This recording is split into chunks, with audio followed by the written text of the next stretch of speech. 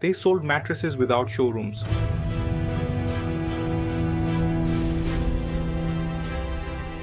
mocked big competitors in cheeky ads, and offered lightning-fast 4-hour delivery. And Aussies loved it. Meet Koala, the Aussie startup that flipped a stodgy industry on its head. Launched in 2015, Koala ditched the showroom drama and became a smash hit, racking up $13 million in sales in its first year. They proved you don't need a physical store to build a beloved furniture brand.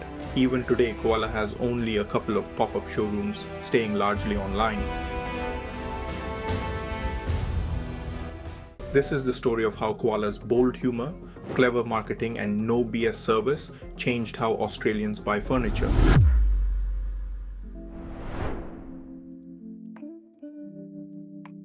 Before Koala came along, buying a mattress in Australia felt like an exhausting chore.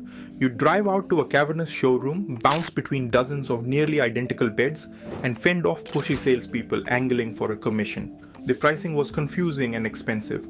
Mattresses that cost only a few $100s to make were sold for thousands, marked up as much as 1,000% by the time they hit the retail floor. In short, the traditional mattress industry was a maze of high markups, hard sells, and customer frustration. By 2015, this old-school model was ripe for disruption. In the US, a direct-to-consumer revolution had already begun. Startups like Casper were shipping mattresses in a box straight to customers' doors.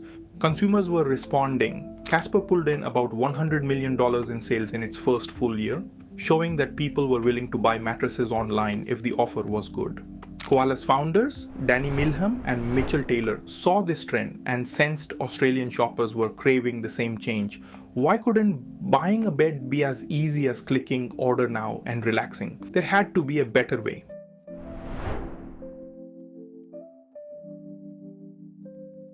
Koala was founded in 2015 by two Byron Bay childhood friends, Milham and Taylor, with a simple but radical idea: make mattress buying easy and painless. They launched with one single mattress model. No complex lineup, no premium versus budget confusion. Just one great mattress, in different sizes, that they believed would suit almost everyone. The price was competitive, far lower than fancy store brands, and the purchase process was entirely online. Koala's service was what really set it apart. If you lived in a major metro area, you could order a Koala mattress and have it on your doorstep within 4 hours that same day. This was virtually unheard of. No waiting weeks for delivery or wrestling with roof racks at the store. Every mattress came with a 120-night trial. Essentially, try it at home for months. If you don't love it, we'll pick it up for free and refund you. That no-risk trial removed the biggest fear of buying a bed online. Koala even handled returns with zero hassle. They'd come and collect the mattress, so customers didn't have to repack or ship it back. Perhaps most shocking for the industry, Koala had no showrooms and no salespeople.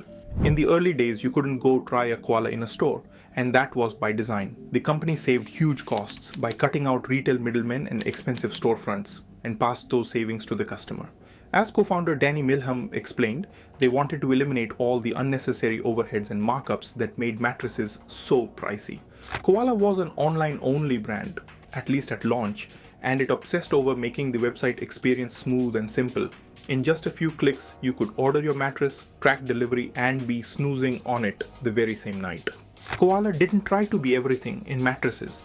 It focused on removing the pain points people hated most. No overwhelming selection, no phony holiday sales, no awkward showroom moments, just a comfy mattress, a fair price, and a promise to solve your sleep problem quickly. By eliminating friction at every step, Koala transformed mattress shopping from a headache into something almost fun, or at least painless, and customers responded enthusiastically. The founders later revealed that in the first 12 months, Koala hit over $13 million in sales with this model, a clear sign that word was spreading fast. Side note, as Koala grew, it eventually experimented with physical touch points like a pop-up showroom in Sydney and displaying products in select Myer stores. But for the purpose of this case study, the focus is on their early showroom-free disruption. A huge part of Koala's rise was not just what they sold, but how they sold it. From day one, Koala's marketing had a bold, irreverent streak that grabbed attention. The company didn't behave like a stuffy bedding retailer. It acted like a cheeky Aussie mate who just happened to sell mattresses. Their ads were funny, edgy, and culturally on point, the kind of content people would tag their friends in on Facebook or share on Instagram with a laugh. Koala mastered the art of social media advertising, especially on Facebook and YouTube. Scrolling your feed in 2016 to 2017, you might see a viral Koala video demonstrating the mattress's comfort and stability. For example, the famous wine glass test, where someone jumps on the Koala mattress next to a full glass of red wine without spilling a drop. No spillage? What sorcery is this? One ad teased, highlighting how Koala's foam tech prevented motion transfer. These kinds of quirky demos made a traditionally boring product suddenly entertaining. Koala's posts weren't overly polished TV commercial fare, they felt like native internet content, memes, quick videos, cheeky one-liners. Most brands talk about values, Koala cracked jokes, and that made people pay attention. But Koala really set itself apart with out-of-the-box advertising stunts in the real world, which they then smartly amplified online. A legendary example, in 2018, Koala took direct aim at furniture giant IKEA with a billboard that Aussie commuters couldn't miss. Placed right near IKEA's Sydney store in Tempe, the big blue billboard mimicked IKEA's style but with a twist. It blared, "Nuff needer, no tools, no worries." Read that out loud and you catch the tongue-in-cheek Aussie humor. No freaking idea, poking fun at how people feel when trying to assemble IKEA's tricky flat-pack furniture.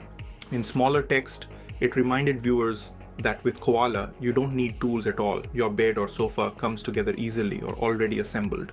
It was a gutsy, hilarious jab at a much larger competitor, and it got people talking. Drivers did double takes, social media lit up with photos of the billboard, and Koala milked the moment by sharing it online themselves. IKEA wasn't the only target of Koala's playful marketing attacks. Koala's team basically said, "No one is safe." They spoofed the bizarre ads of a high-end mattress brand called Derucci that were plastered around Sydney Airport. They even parodied politician Clive Palmer's controversial Make Australia Great billboards with their own satirical spin. One by one, Koala managed to turn advertising into a shareable event. As Koala's marketing lead, Tim Doyle explained, the strategy was to create billboards and content that people would want to share online, bridging the gap between old-school outdoor ads and digital virality. Every cheeky billboard was quickly turned into a Facebook ad or meme generating digital buzz far beyond the physical location. Tone-wise, Koala's marketing was the opposite of traditional corporate. It was meme-worthy, irreverent, and spoke young Aussies' language. They weren't afraid to say what everyone was thinking. IKEA instructions got you with no freaking idea, or to use Aussie slang and wit. This authenticity endeared the brand to a millennial audience that typically ignores furniture ads.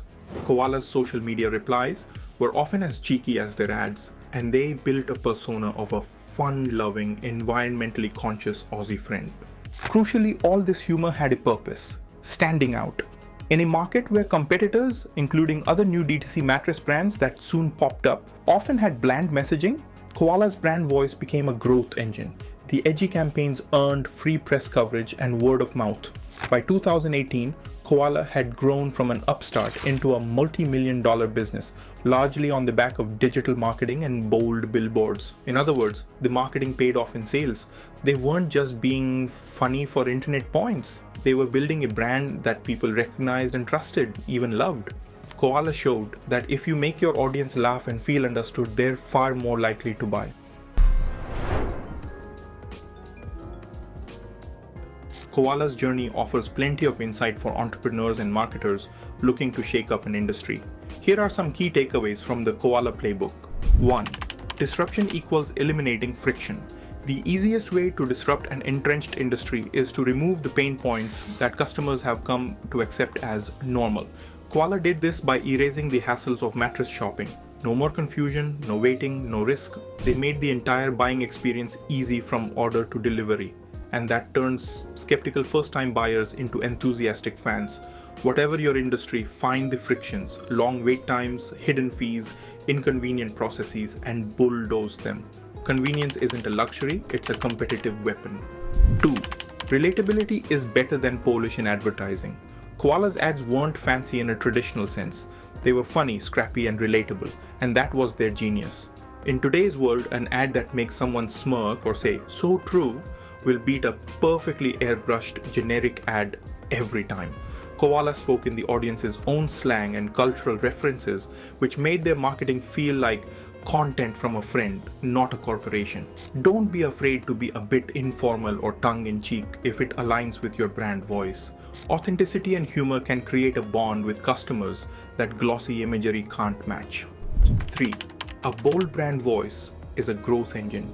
By carving out a distinct personality, irreverent, cheeky, unafraid, Koala generated buzz that money can't easily buy.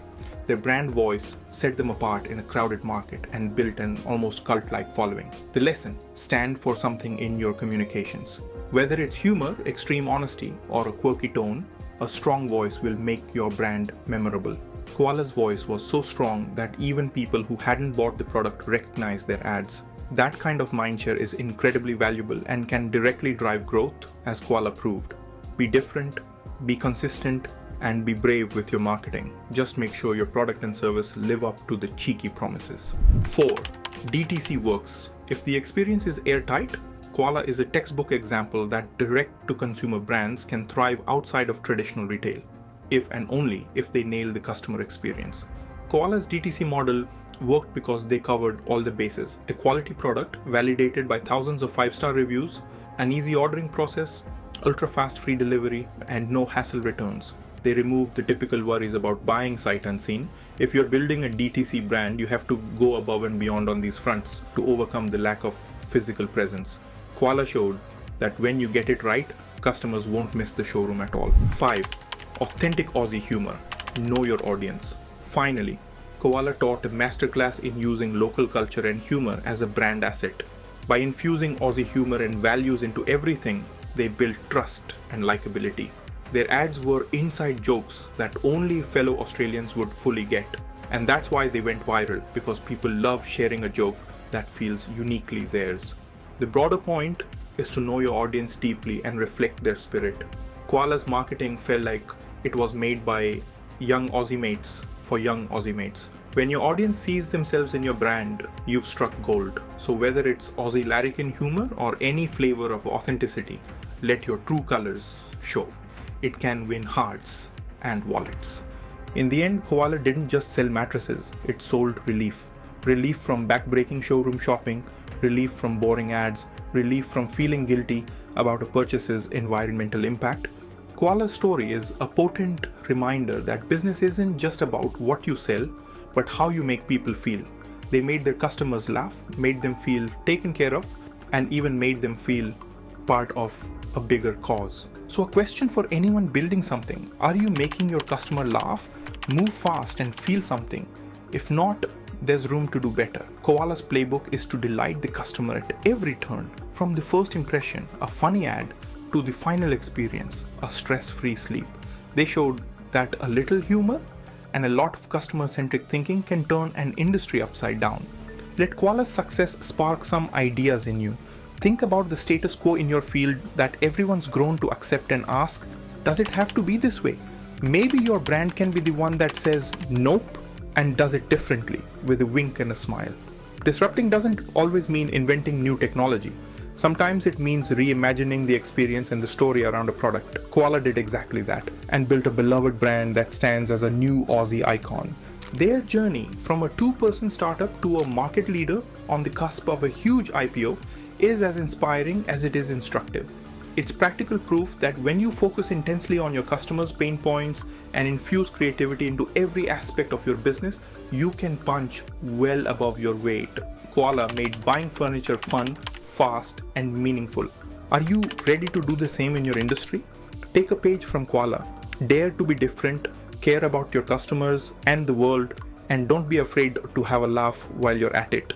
You just might build the next beloved brand story. And if you found this valuable, give it a like, share it with someone building something, and don't forget to subscribe.